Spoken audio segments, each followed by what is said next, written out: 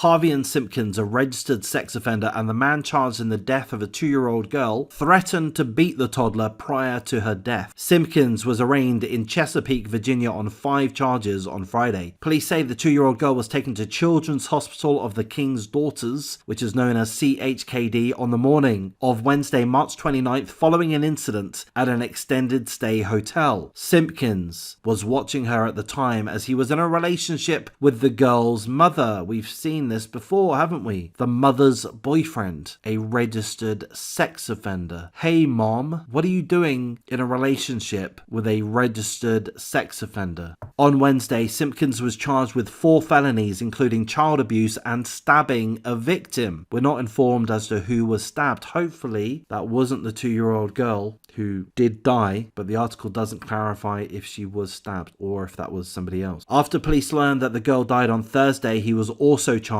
with second-degree murder. I don't like the term second-degree murder. It basically means it wasn't premeditated. I just get concerned if it means that there's the potential that the culprit won't get a long sentence. If he gets a long sentence, yeah, call it what you like, 2nd, 3rd, 4th, whatever, if he's locked up. The girl's mom called police around 12:30 on Wednesday morning saying that during an argument, Simpkins texted her saying that he was going to beat her daughter, 2 years of age. The complaint goes on to say that the woman arrived to find her little girl with a busted lip and bruises to her face. The 2-year-old wasn't able to hold herself up. She couldn't stand. She had a busted lip and bruises to her face. Fuck. What is wrong with these sick scumbags? So what did he do? Hit her in the face with his fist or with an object? A grown man beating a 2-year-old? Like, that is just so sick on so many levels. The girl was then taken to CHKD, the Children's Hospital, where she was taken in for emergency surgery. The documents reveal that doctors told police that the 2-year-old girl had a skull fracture and brain bleeds, plural. Those injuries are consistent with being caused by object strikes, hit in the face with something hard. The girl tragically died from her injuries around 4:45 a.m. the next morning. Harvey and Simpkins, allegedly the murderer of the 2-year-old girl, remains in Chesapeake City Jail without bond, that's good, and has a preliminary hearing scheduled for July the 11th. Simpkins has a 2010 conviction for carnal knowledge of a child who was 13 to 15 years old. As such, he's a registered sex offender.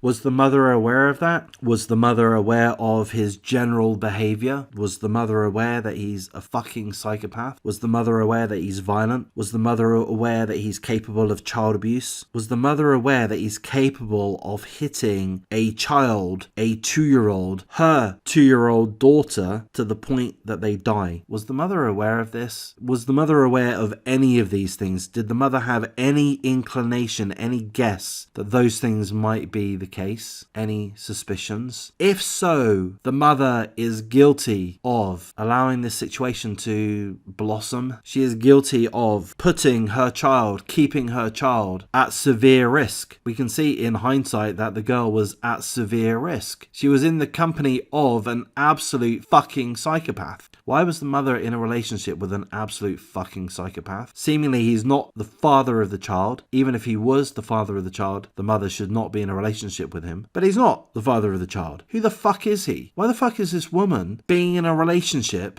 with a psychopath when the woman is a mother of at least one child? I don't know if there are other children involved, but at least one child. What the fuck justification does a woman, does a mother have for that? Oh, I just wanted company. Fuck you. How about your child wanted a safe environment? How about your child needed a safe environment? How about your child ought not have been exposed to complete fucking psychopaths? I normally apologise when I go on a bit of a victim blaming rant, but I don't want to this time. The mother shouldn't have been in a relationship with this guy. Bottom line, he was a registered sex offender. He is a psychopath. There absolutely would have been signs that this guy is a fucking weirdo. There would have been signs. The mother is a grown adult. She's a parent. She ought to be aware of being able to pick up on this sign, that sign. She would have fucking known that this is not a clean, living, mentally healthy human being. Yet she chose to expose her child to him. I don't know. I'm getting pretty angry at the mother. I'm going to say full condolences to the other other parts of the family, the normal parts of the family, those that did care for the 2-year-old girl. Thoughts and prayers for them, full condolences. I'm going to hope that this scumbag Harvey and Simpkins faces an adequate trial.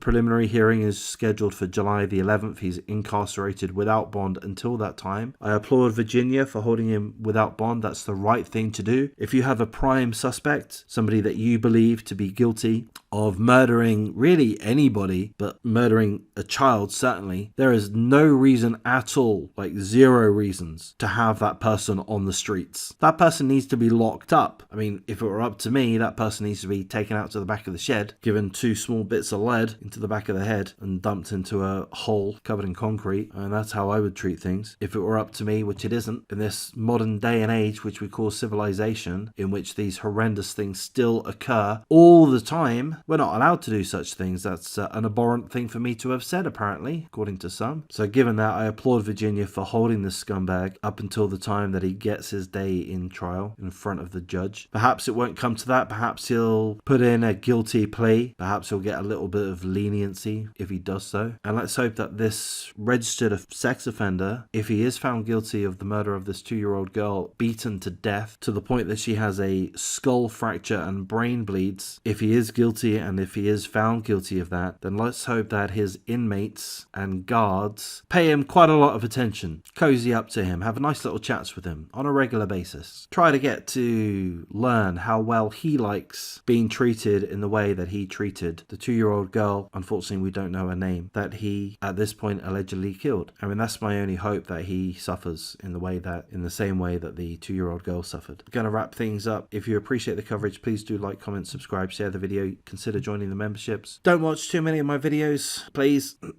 They're too depressing, they're too frustrating, they bring us down too much. So just dip in, dip out, watch one, skip the next. But thank you for listening.